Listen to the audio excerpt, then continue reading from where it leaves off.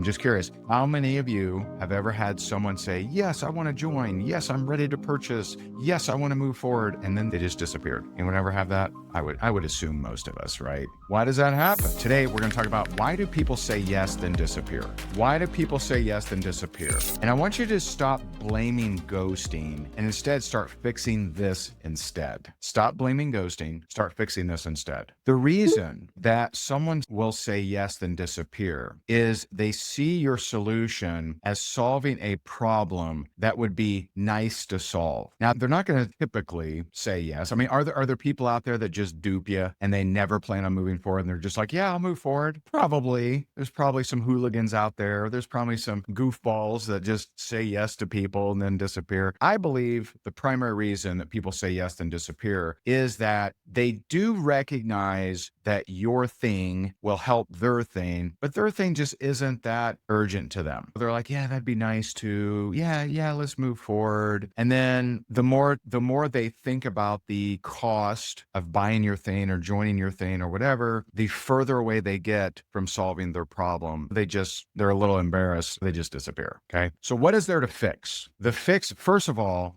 don't be frustrated when people say yes then disappear. Don't be frustrated. That is an opportunity. To fully help you with this, we first have to understand inbound versus outbound. Inbound versus outbound. How many know the difference, right? Do you understand the difference between inbound, people reaching out to you, outbound, you reaching out to them? If you have inbound leads, meaning you're running ads, people are clicking the ad, coming to you, or you have organic content, people are watching your reel, they're dropping a word, they're reaching out to you, whatever. So inbound, people are coming to you. When you have people coming to you, there's a very simple thing that you can do that will greatly diminish them disappearing. And that is, what's the primary reason you reached out? What's the number one reason you clicked? What's the initial primary reason that you decided to reach out to me about this? Because the people that say yes then disappear, I'm willing to bet that 9 times out of 10, maybe more, you don't know the problem they're trying to solve. They know about your solution, but you don't know about their problem. And if you continuously have this happening, just ask yourself, did I really know the problem? Now, if you say something like, well, yeah, they want to make money, that's too vague, that's too generic, that's too cosmetic. What's the actual reason? Is it because they're in a job that they hate? Is it that they got to put grandma in a nursing home? Is it that they're sick and tired of not being able to pay their bills on time, right? Like, what is the actual problem? Making money, losing weight, having more energy, all of those things are just cosmetic things. What's the real reason? What's the real reason? Now, inbound, very easy. When people reach out to you, that grants you a license to ask them, what was the primary reason you reached out to me for? What's the number one thing you're looking for? And the earlier you do that, the more anchored in you'll get them. Now, what happens if it's outbound? Outbound would be you're reaching out to warm market, you're reaching out to cold market, you are doing the reach out. It's prospecting. If you reach out to someone, you say, hey, would you be open to taking a look at what I'm doing to make extra money? Or, hey, are you in the market for new insurance? Or whatever it is that you're selling. You're reaching out to them. And if they say yes, it's not as simple and you don't have the license to say, well, why? Why are you looking? Like, well, you reached out to me, buddy. See what I mean? But what you can do is at any interruption in the sales process, there's any interruption. If they say yes, then disappear, there's a way for you to come back from that. Do you want me to show you how to do that? Now, if it's inbound, if they're coming to you, try to learn the problem, try your best to learn the problem early on, which is going to be pretty easy, actually, because they're coming to you. They initiated. You didn't initiate. They initiated. So it's a pretty simple thing. People love to be listened to,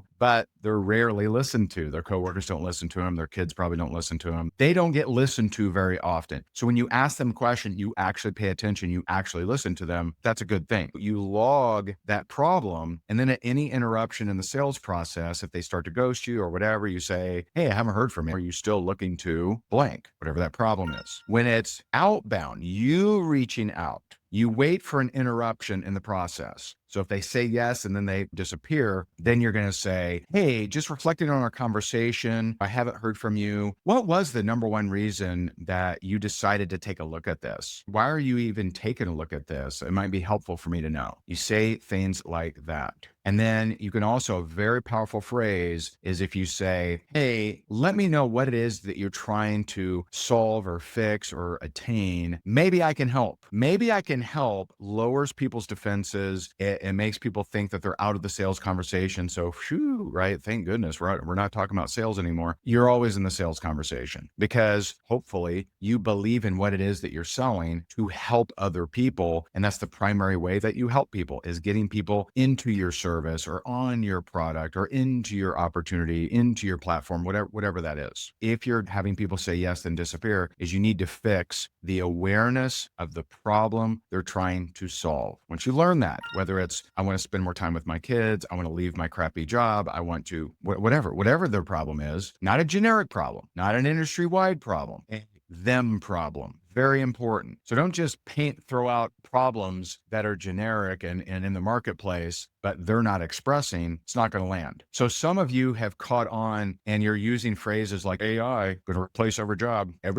AI, right? That's you've caught on to that. Some people do have that fear. So it'll work for them. A lot of people don't. So you trying to paint a problem that's not already in their head isn't effective. Stop doing that. Stop doing the generic kind of problems. Instead, figure out what is it they're trying to do. Maybe I can help. Okay. And then you find out, is that something optional to fix or something you really need to do? Now, the fun thing about that is you're actually clarifying it for them more than you. There's a lot of people out there that have a problem they really do need to solve, but they have it in a category of it'd be nice to solve. And most people aren't going to make a buying decision from a it'd be nice to solve problem. You have to expand the problem. You have to have them really understand, yeah, I need to do something about this. And if I don't do something about this, it's going to get even worse. Questions like, well, hey, will that problem get better in 12 months or worse if you don't do anything? How do you think most people answer that? They're going to say, oh, well, man, it's going to be way worse. Well, how about 5 years? Well, what if you don't do anything in 5 years? Will it just go away and be not a problem? Or where do you see it? Oh, man, it'd be terrible. If I don't do anything for 5 years, then it'd be terrible. Okay, got it. Well, if you don't do this, how will you solve that problem? See, you being a better closer isn't about pushing harder. It's about asking better questions. It's about fixing the entire concept of knowing their problem more than they know your solution. Because the truth is, if you expand their problem, they don't need to know everything about your solution. You'll find a lot of people will buy it without knowing a whole lot about your solution. That's how you overcome people that are saying yes and then disappearing. Will that work 100%? No. There's nothing I can tell you that works 100% of the time. But will this help you convert 50% more of people than if you didn't do it? I think so. I've seen it. I've seen our students do that, but you can too. I hope this is helpful to you,